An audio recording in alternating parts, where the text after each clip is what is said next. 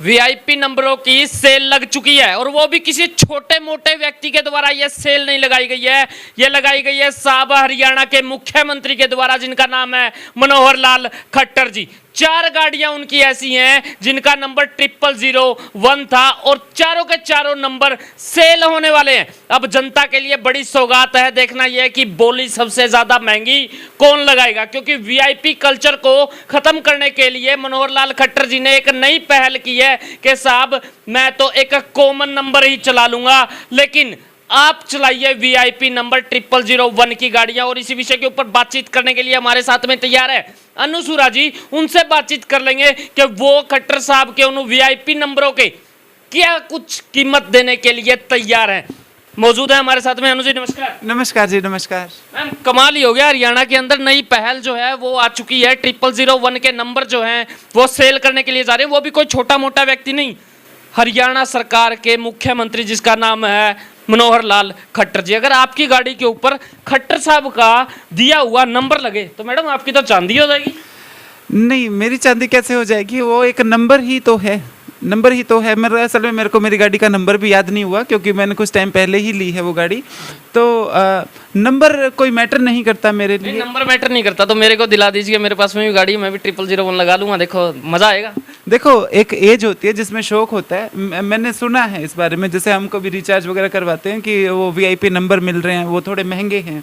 VIP number गाड़ियों के भी लोग लेते हैं। ये एक एज का शौक होता है मेरे ख्याल से। क्या मैडम, आप अंबानी साहब को देखो, उनके गाड़ियों के नंबर देखो और उनकी गाड़ियां देखो, ज्यादा दूर क्यों जाओ, आप नीता अंबानी को देख लीजिए। अभी करोड़ों रुपए की गाड़ी खरीद के लाई है, करोड़ों रुपए का नंबर है। अब उनकी उम्र कोई बच्चे वाली थोड़ी है। यही तो मैं कह रही हूँ ना, मैंने आज तक नीता अंबानी का वो जैसे सर्च ही नहीं किया कि उनके पास कौन सी गाड़ी है, कौन सी गाड़ी है, मेरे क्या काम आएगी। मेरे को तो मेरी गाड़ी से मतलब है और मेरे लिए साधन वो है कि जो काम आए। अभी मैं तो ये कहती हूँ कि जैसे गाड़ियों के नंबर बदल दिए उन्होंने, या बदलने की बात हो रही है।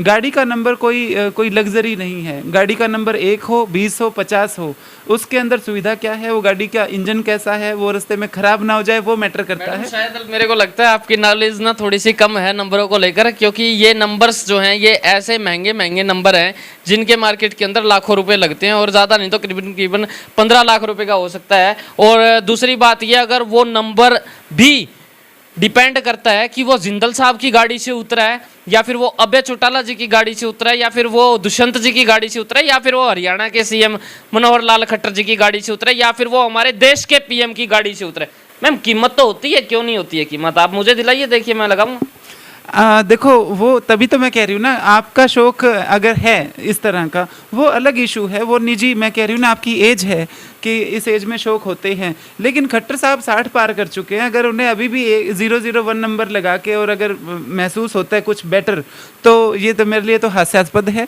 मेरे लिए गाड़ी का नंबर मैटर नहीं करता। गाड़ी की क्वालिटी क्या है, आपका जो काम है। देखो, एक सीएम है, उसके पास नो डाउट एक अच्छी गाड़ी होनी चाहिए। उनका बहुत बिजी शेड्यूल रहता है। और मैं तो ये कहती हूँ, देखो ये जो एक ट्रेंड चला हुआ है कि वीआईपी कल्चर ख़त्म करो, ये भी एक प्रतीकवाद तो नहीं बना दिया हमने कि सरकारों के जो बेसिक काम हैं वो छोड़ के और हम नंबरों के गेम में तो नहीं उलझाया जा रहा है।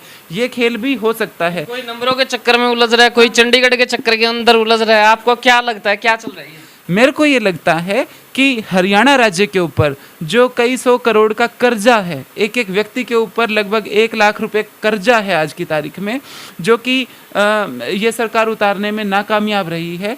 वो नंबर का जिक्र होना चाहिए कि हरियाणा राज्य के ऊपर कितना कर्जा है। आम आदमी पार्टी तो आरोप भी लगा रही है मैडम कि सीधी बात मैं कह देता हूँ आपसे, छुपाने की बात नहीं है, कि ये जो उनसे नंबर जो है ये बेचे जा रहे हैं, ये सेल करके कौन सा कर्जा उतर जाएगा? आपका क्या मानना है, आपका दृष्टिकोण क्या है इसको लेके? क्योंकि आप INLD से है, वो आम आदमी पार्टी से है, किसी और से भी पूछेंगे, आपका क्या दृष्टिकोण है? देखो, अगर ये नंबर जो हैं ये इतनी बड़ी अमाउंट में बिकते हैं कि कर्जा उतारने में कुछ मदद मिल सकती है, तो बिल्कुल नंबर बेच के कर्जा उतार देना चाहिए। हालांकि मेरे को नहीं लगता, उसके अलावा भी और कोई उपाय करने चाहिए।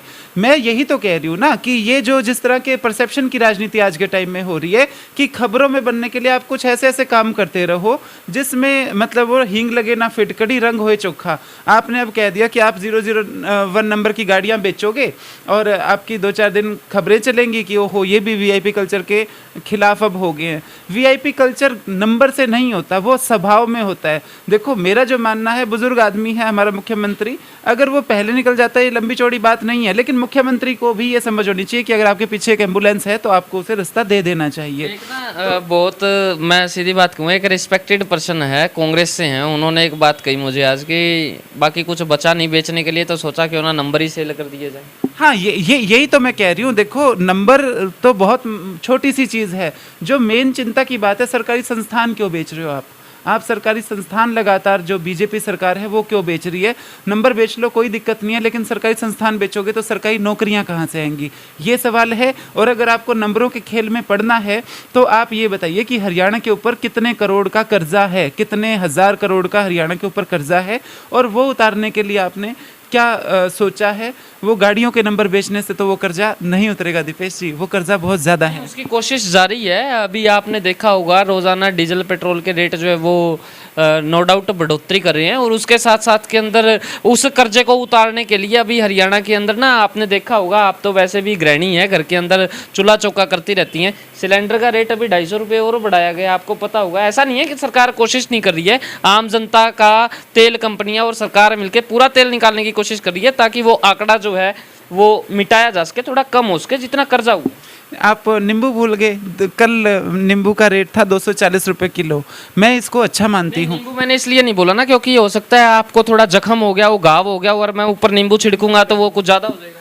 देखो, जो मेरा मानना है, सिलेंडर है, हमारे गैस है, और पेट्रोलियम प्रोडक्ट्स जो हैं उनका रेट वाकई जनता को परेशान कर रहा है। लेकिन जो नींबू का या प्याज का रेट है, अगर ये रेट जैसे अभी नींबू 240 रुपये किलो बिक रहा है रिटेल में, अगर अच्छा दाम मंडी में किसान को भी मिल रहा है तो कोई दिक्कत नहीं, आप 250 रुपये किलो बेचो। क्योंकि कंपनियां भी जो ये पेप्सी या कोल्ड ड्रिंक जो भी बिकती हैं, ये भी मेरे हिसाब से ऐसी कोई चीज़ होती नहीं, ना तो वो हेल्थ के लिए अच्छी है, और वो भी एक अच्छे खासे रेट में बिक रही है। तो अगर शिकंजी का मतलब जो मटेरियल है वो अच्छे रेट में बिक रहा है और किसान के पास पैसा जा रहा है तो ठीक है। जनता की ना एक और शिकायत है खास तौर के ऊपर कि जी कांग्रेस वाले तो फिर भी कहीं ना कहीं पे थोड़ी बहुत महंगाई के लिए बाहर ना थोड़ा जुलूस वलूस निकाल लेते हैं कि साहब महंगाई हो गई, कुछ तो करिए। चलो ज़्यादा नहीं तो जुलूस निकालेंगे, कुछ तो मलहम लगेगा लोगों के जख्मों के ऊपर, चलो कुछ तो कोई व्यक्ति तो सामने आया। INLD बिल्कुल ही चुप बैठी है, कहीं ऐसा तो नहीं है अंदर अंदर से पार्टी का जो है वो मिश्रण हो चुका हो। जैसे एक बड़ी खबर सुनने के अंदर आई थी कि जी बाद के अंदर ना JJP और INLD एक ही हो जाएगी। ओके, मैं इस पे आपको बताती हूँ कि इनेलो का और बीजेपी का जब भी गठबंधन रहा है, बीजेपी हरियाणा में 1, 2, 3 सीट ले। नहीं, मैं JJP का जिक्र कर रहा हूँ। JJP का किससे हो जाएगा? इनेलो से। नहीं, देखो, ये नहीं हो सकता, ये नहीं होने वाला। हाँ, JJP छोड़ के लोग वापस आ चुके हैं इनेलो में, इसमें कोई दो राय नहीं है। लेकिन ये तो जो आपके एक बड़े लीडर हैं जिन्होंने ये बात कही थी, और दुष्यंत जी ने भी बदले के अंदर जवाब दिया था ना कि चलो वो कहते हैं तो ऐसा आने वाले वक्त में होगा तो देखा जाएगा। नहीं, देखो, दुष्यंत जी को मैं अब सीरियसली नहीं लेती। जिस तरह के मजाक वो फिलहाल कर रहे हैं, पता नहीं उनका सलाहकार कौन है, लेकिन मैं सीरियसली नहीं लेती। मैं ये कहना चाहती हूँ कि कांग्रेस जो विरोध प्रदर्शन करती है महंगाई को लेके या ये, तो देखो, विरोध प्रदर्शन के बारे में भी मैं ये कहना चाहूँगी कि आज की तारीख में जो जिस तरह की राजनीति देश के अंदर चल रही है, जब कोई सत्ता का विरोध करते हैं तो उसे व्यक्तियों का विरोध माना जाता है, उसे धर्म का या जाति का विरोध माना जाता है। हम विरोध करेंगे भाजपा का, लेकिन कहेंगे इन्हें तो खट्टर नहीं सुहारा।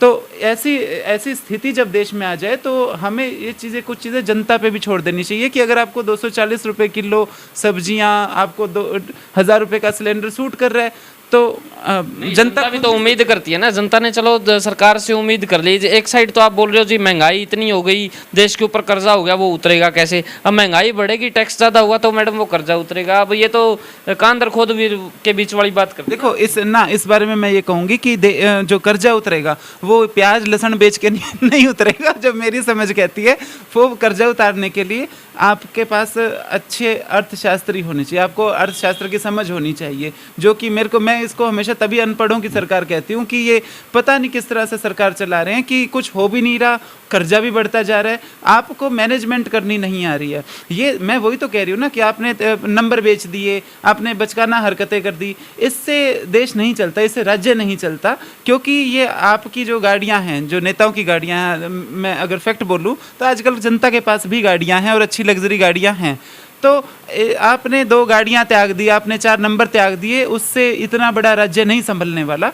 आप सीरियसली अपना जो अर्थशास्त्र है उसकी तरफ ध्यान दीजिए, राज्य के अर्थशास्त्र की तरफ। और आपके जो वित्त मंत्री हैं वो मतलब किस तरह से काम कर रहे हैं, उनकी क्या समझ है, उस पर मेरे को हैरानी होती है। हाँ, हालांकि मैं भी कोई इकोनॉमी की पढ़ाई मैंने नहीं की है, तो मेरे को टर्मिनोलॉजी नहीं पता, लेकिन मेरा जो मानना है निजी तौर पे कि अच्छा एक आर्थिक सिस्टम चलाने के लिए जो समझदारी होनी चाहिए वो सरकार में नज़र नहीं आती है। यहाँ की समझदारी तो मैंने, आपने जो बातें कही मैंने मान ली। अब बस पंजाब की बात कर लेते हैं। पंजाब के अंदर तो 200 यूनिट फ्री, उसके साथ में हर महिला को 1000 रुपये फ्री।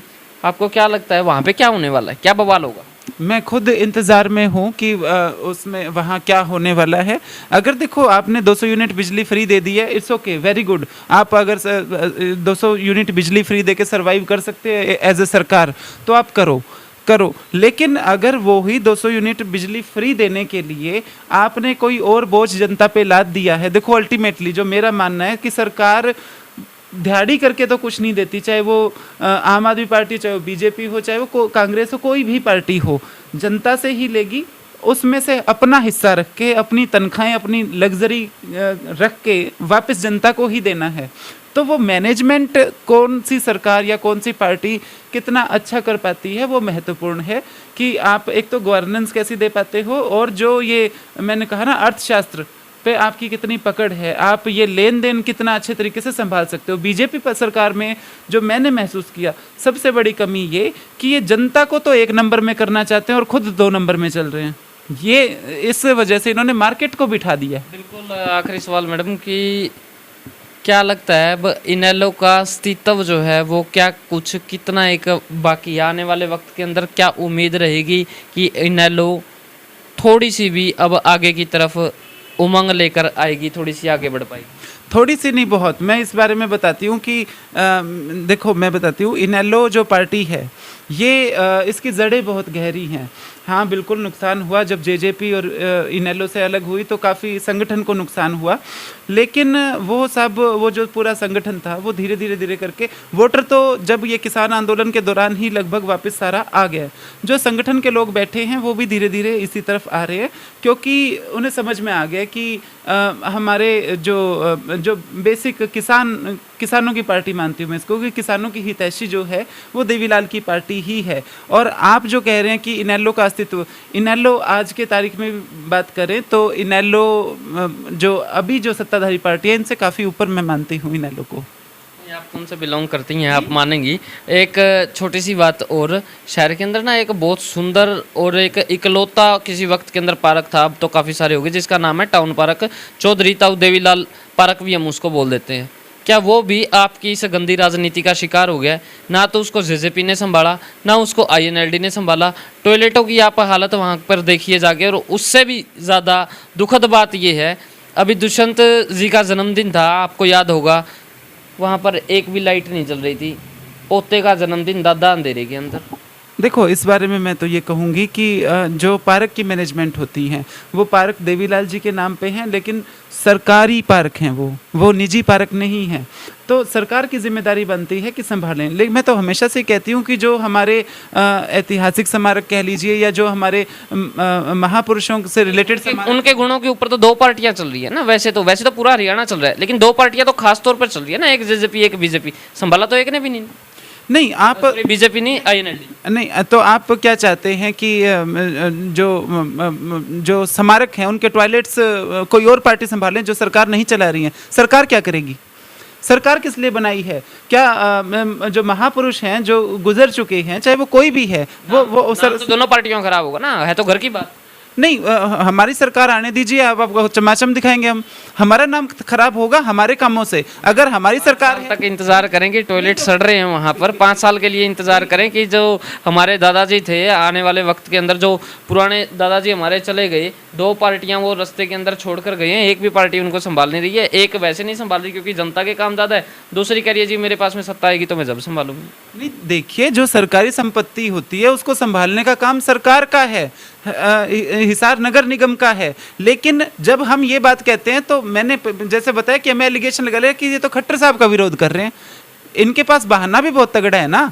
तो मेरे को ये चीज़ की हैरानी हो रही है कि जो सरकारी संपत्ति, जो पार्क हैं, वो सार्वजनिक हैं, सरकार के जो कर्मचारी हैं उन्हें वो संभालना चाहिए। एलिगेशन आप कह रहे हो कि आपको, हम तो देखिए जो देवीलाल जी की नीतियां हैं उनको हम नमन करते हैं। हम आज भी गए थे वहाँ पे, मूर्तियों को साफ किया गया क्योंकि आज उनकी पुण्यतिथि थी। लेकिन बीजेपी को फर्ज नहीं बनता। महान पुरुष क्या मतलब एक कम्युनिटी विशेष के, एक पार्टी विशेष के होते हैं। ये सोचना तो उनको चाहिए ना जो सत्ता में है। क्या उनका फर्ज नहीं बनता था कि देवीलाल जी की पुण्यतिथि आ रही है, 5-7 दिन पहले वहाँ लाइटिंग की, सफाई की व्यवस्था करी जाए।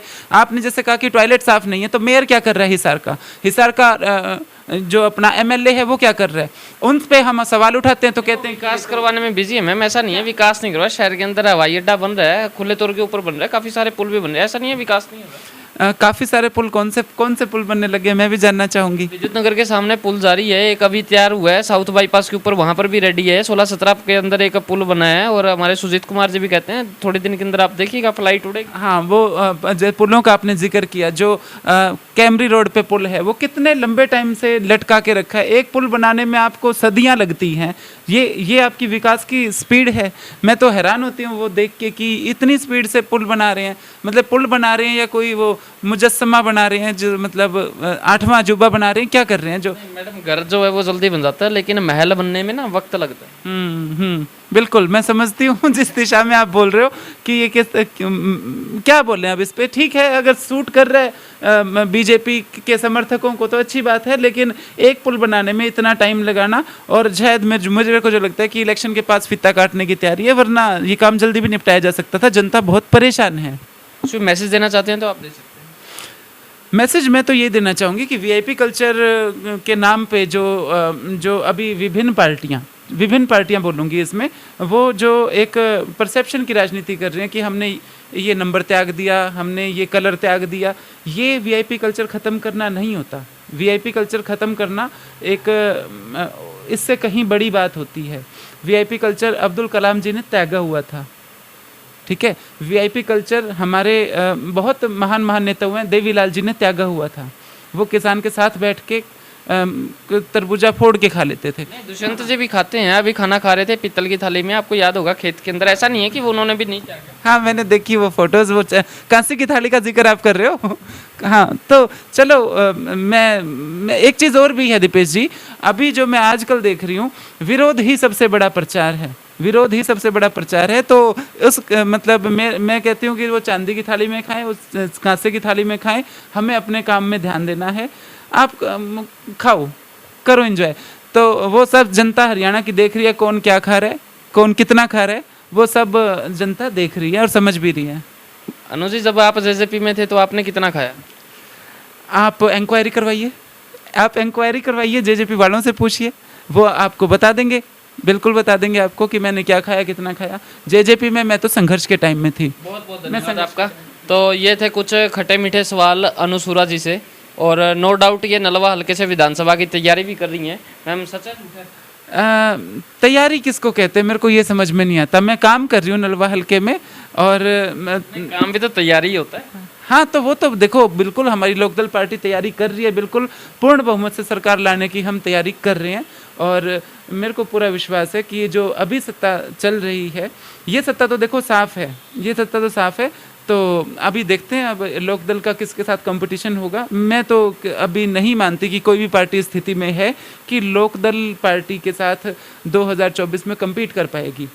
बहुत धन्यवाद। ये थे कुछ खट्टे मीठे सवाल अनुसूरा जी के साथ में। आपका क्या मानना है, क्या हरियाणा के अंदर वाकई में ही वीआईपी कल्चर को ख़त्म किया जाएगा? और सबसे बड़ी बात एक और, जो वीआईपी नंबर्स हैं उनको खरीदने वाला कौन शख्स निकल कर सामने आने वाला है, ये एक सबसे बड़ा सवाल है। और आप भी ज़रूर दिलचस्पी जो है वो ज़रूर होगी कि साहब ऐसा कौन सा व्यक्ति आएगा जो खट्टर साहब की सरकार का और उनकी गाड़ी का नंबर खरीदेगा और खुद की पर्सनल गाड़ी के ऊपर लगाएगा। देखते रहें HR 20 न्यूज़ इंडिया, आपकी आवाज़। धन्यवाद। जय हिंद, जय भारत।